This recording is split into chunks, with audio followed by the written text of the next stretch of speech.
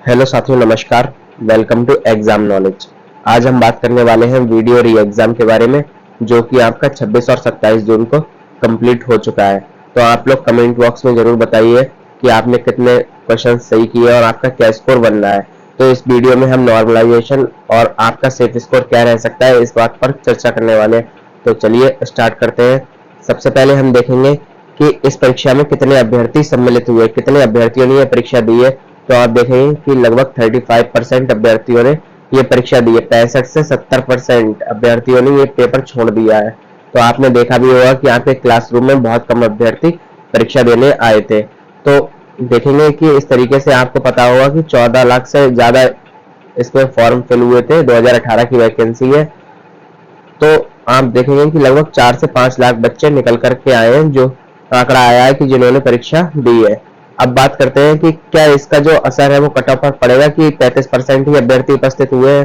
तो जी नहीं, पर्याप्त अभ्यर्थियों ने परीक्षा दी है, यानी कि एक कट ऑफ जो बनती है उसके लिए पर्याप्त अभ्यर्थियों ने परीक्षा दी है। और जो भी परीक्षा देने आए थे तो वो सभी अच्छे स्टूडेंट्स थे जिनकी तैयारी अच्छी थी।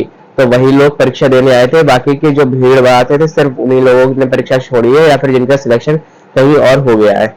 अब बात करते हैं कि जैसे कि आपको पता है कि अभी वीडियो की जो वैकेंसी आई है 1400 के आसपास वैकेंसी है पैट के थ्रू। तो आप देखेंगे कि इसमें तो 15 गुना ही बच्चों को बुलाया जाएगा, यानी कि 15 गुना यानी कि लगभग 30 गुना बुला लेते हैं ये। तो आप देखेंगे कि 40 से 50 हजार बच्चों को ही बुलाया जाएगा। तब भी क्या कट ऑफ ऐसा थोड़ी है कि 70 क्वेश्चन चली जाएगी या 50 क्वेश्चन चली जाएगी, तब भी कट ऑफ ऐसी ही जाएगी। तो इसलिए अभी जो अभ्यर्थियों ने परीक्षा दी है वो 4 से 5 लाख अभ्यर्थियों ने परीक्षा दी है, जो कि एक पर्याप्त मात्रा है। अब बात करते हैं इसके बाद में कि 2018 से पेपर कैसा आया था। तो भाई साहब 2018 से जो पेपर है वो थोड़ा 19 यानी कि थोड़ा अच्छा ही लेवल का आया था, उससे कम आप नहीं कह सकते। आपको क्या लगेगा कि रीजनिंग आसान कर दी है, तो रीजनिंग उतनी भी आसान नहीं की गई थी। और वहीं बात करते हैं कि इस बार जो है हिंदी को भी थोड़ा सा पिछली बार से बढ़ा दिया गया था। और इस बार की आपने जीएस तो देखी होगी, जिसने सभी को रुला दिया। और ये यूपिटर प्लस का अब चल रहा है इतिहास, पता नहीं जीएस कहाँ से क्या पूछ लेते हैं। तो ये बात हो गई। अब बात करते हैं इसके बाद में कठिनाई का स्तर क्या रहा है, कौन सी शिफ्ट आसान नहीं है, कौन सी कठिन नहीं है। तो कठिनाई के स्तर में सबसे ज्यादा जो कठिन शिफ्ट है वो है आपकी 26 की सेकंड शिफ्ट। ये आपकी सबसे ज्यादा कठिन शिफ्ट है। इसके बाद बात करते हैं तो 27 की सेकंड शिफ्ट है आपकी, फिर 27 की फर्स्ट शिफ्ट है, और जो सबसे सरल शिफ्ट है वो आपकी 26 की पहली शिफ्ट है। अब आप ये मत सोचने लग जाइएगा कि 26 की पहली शिफ्ट बहुत आसान या फिर कहीं और से दे दी गई। तो ये कंपैरिजन आपके चारों शिफ्ट के बीच में ही किया जा रहा है। तो इन चारों शिफ्ट में कोई एक शिफ्ट तो बहुत आसान रही होगी, दूसरे के मुकाबले में कोई एक कठिन नहीं होगी। तो उसी हिसाब से ये रैंकिंग है शिफ्ट्स की। अब बात करते हैं इसके बाद में कि क्या नॉर्मलाइजेशन होगा। तो जी हाँ, नॉर्मलाइजेशन होगा आपका, क्योंकि एक से अधिक पाली में आयोजित परीक्षा की कठिनाई स्तर को बराबर करने के लिए आवश्यक है। यानी कि जब भी आपका जहां आपकी पात्रता परीक्षा होती है वहां तो एक बार को नॉर्मलाइजेशन नहीं होता है, लेकिन जो आपका ये जॉब वाले एग्जाम होते हैं जिसमें मेरिट बनती है, तो वहां पर आपका जो नॉर्मलाइजेशन है वो होना आवश्यक हो जाता है। क्योंकि जब भी आप देखेंगे कि एक से अधिक पाली में यानी कि 2 मीटिंग में या 4 मीटिंग में जब आपका पेपर होता है, तो हर किसी मीटिंग का जो लेवल होगा वो डिफरेंट होगा। इसीलिए उस लेवल को मेंटेन करने के लिए, या आप ये समझे कि उनको बराबर करने के लिए उन लेवल को, तो नॉर्मलाइजेशन किया जाता है। अब आप देखेंगे इसके बाद में किसके कितने मार्क्स बढ़ेंगे या घटेंगे। तो देखिए साथियों, यूपी ट्रिपल एससी द्वारा नॉर्मलाइजेशन बहुत अंतर करने वाला नहीं होता। ऐसा आपको देखने को नहीं मिलेगा कि 20 से 25 मार्क्स का डिफरेंस आ जाए, जैसा कि आपको देखने को मिलता है एसएससी हो गया, रेलवे वगैरह हो गया और आपका केवीएस वगैरह हो गया। तो यहाँ पर आपको इस तरीके से नॉर्मलाइजेशन देखने को मिलता है, जैसा आपको एसआई में देखने को मिला था। तो इस तरीके से नहीं होगा। आपको कैसे देखने को मिलेगा, तो यूपी ट्रिपल एससी में 2 से 3 प्रश्न का ही अंतर देखने को मिलता है। तो किसी शिफ्ट के 2 प्रश्न या 3 प्रश्न बढ़ा दिए जाएंगे, किसी के घटा दिए जाएंगे। तो इस तरीके से आप देखेंगे कि 4 से 5 नंबर का ही डिफरेंस आपको देखने को मिलेगा। और इसमें भी सबसे ज्यादा संभावना है जो 26 की सेकंड शिफ्ट है उसके 4 से 5 नंबर आपके बढ़ सकते हैं। वहीं बात की जाती है जो 26 की फर्स्ट शिफ्ट है उनके 2 नंबर से 3 नंबर हो सकता है कि कम भी हो जाए, या फिर उनके कम ना हो तो और लोगों की बढ़ा दिए जाए, ऐसे ही संभावना है। तो इस तरीके से अब हम आगे देखते हैं। देखिए साथी, अब बात करते हैं आपके सेफ स्कोर की। आपका सेफ स्कोर क्या रहने वाला है। तो यू आर के लिए जो सेफ स्कोर आप देखेंगे ये 2018 की कट ऑफ है। यूआर की 211, यानी कि आपके लगभग 105 क्वेश्चन के आसपास गई थी, 106 क्वेश्चन।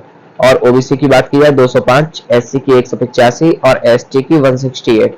वहीं फीमेल की बात की जाए तो 198, ये आपकी थी 2018 की कट ऑफ। लेकिन बात करते हैं 2023 की कट ऑफ में, तो 2023 की कट ऑफ कैसी रहने वाली है तो आप लोग देखिएगा। तो ये अनुमानित आंकड़ा है, ये सेफ स्कोर है, हो सकता है इससे एक दो प्रश्न ऊपर नीचे भी चली जाए। तो यदि आपके इतने मार्क्स बनना है तो आप अपने आप को सेफ महसूस कर सकते हैं। बात करते हैं यूआर की, तो यूआर की जो सेफ स्कोर है मेरे अकॉर्डिंग वो 202 से 205 के बीच में रहने वाला है, क्योंकि साथियों इस बार का भी पेपर बहुत अच्छे लेवल का आया था जिसमें जीएस ने सबको बहुत ज्यादा परेशान किया था। तो यानी कि जो आपके क्वेश्चंस बनते हैं, यदि आपके यूआर में 101 से 102 प्रश्न सही है तब आप एक होप रख सकते हैं, एक उम्मीद रख सकते हैं। इसके बाद बात करते हैं ओबीसी, तो ओबीसी में 198 से 202 के बीच में, यानी कि आपके क्वेश्चंस बनते हैं 99 से 101, यानी कि आप 99 और 100 के आसपास हैं तब आपका हो जाना चाहिए ओबीसी में। वहीं बात करते हैं एससी की, तो आपकी एससी में यदि 178 से 182 स्कोर, यानी कि आपके जो क्वेश्चंस हैं वो है 89 से 91, यदि आपके इतने क्वेश्चंस बन रहे हैं तब आप सेफ हैं। इसके बाद बात करते हैं एसटी की, तो एसटी में यदि आपका स्कोर 162 प्लस जा रहा है तो अब आप बिल्कुल सेफ है, यानी कि 81 क्वेश्चंस का। और इसके बाद बात करते हैं फीमेल की, तो फीमेल में यदि आपका 192 प्लस, यानी कि आपके यदि 91-92 क्वेश्चंस बनना है तब आप उम्मीद रख सकते हैं, वरना यदि आपके इससे ज्यादा बनना है तब तो आप 100% सेफ है। और जो भी लोग बॉर्डर पर है वो लोग भी अभी उम्मीद रख सकते हैं नॉर्मलाइजेशन का, और अभी जो आपकी ऑफिशियल आंसर की आएगी उससे भी आपके क्वेश्चंस जो है वो बढ़ भी सकते हैं और घट भी सकते हैं, क्योंकि कई ऐसे प्रश्न हैं जिनका उत्तर सभी यूट्यूब चैनल्स वालों को नहीं पता है। जैसे कि आपका रीजनिंग में हो गया, कथन निष्कर्ष के बहुत सारे प्रश्न हैं, और भी आपके जीके जीएस के प्रश्न हैं, जो कि आप देखेंगे कि जब यूपीट्रिपल से जब आंसर की रिलीज की जाएगी तब आप देखेंगे कि आपके 3 से 4 क्वेश्चन का फर्क आराम से आ जाएगा। तो साथियों ये थी कट ऑफ एक्सपेक्टेड, यदि आपके इससे अधिक बनना है तब आपका 100% हो जाएगा, और यदि आपके इससे कम या इसके आसपास बनना है तब आप लोग उम्मीद रख सकते हैं। तो वीडियो को शेयर करें और चैनल को सब्सक्राइब कर लें। Thank you.